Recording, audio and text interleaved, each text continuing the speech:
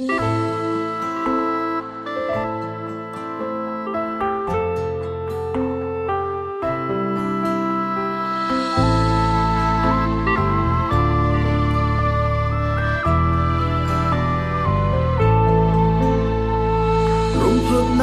ហូរទឹកភ្នែ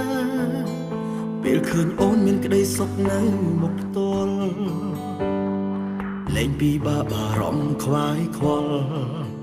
ភ្នែកគួរយល់ទង្វើគេល្អនឹងអូនណាស់អរគុណអូនក្បែរបងពេលខ្លី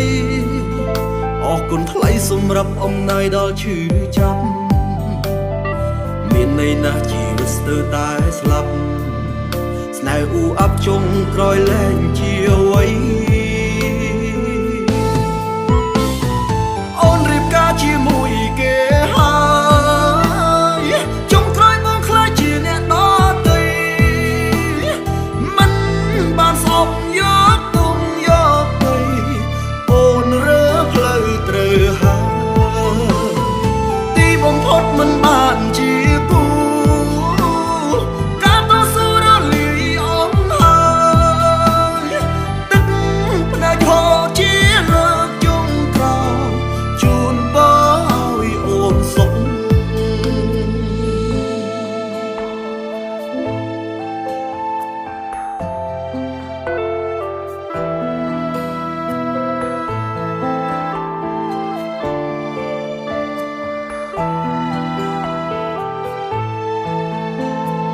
អរគុណអូនក្បែរបងពេលខ្លីអរគុណថ្លៃសម្រាប់អំណាយដល់ឈឺចាប់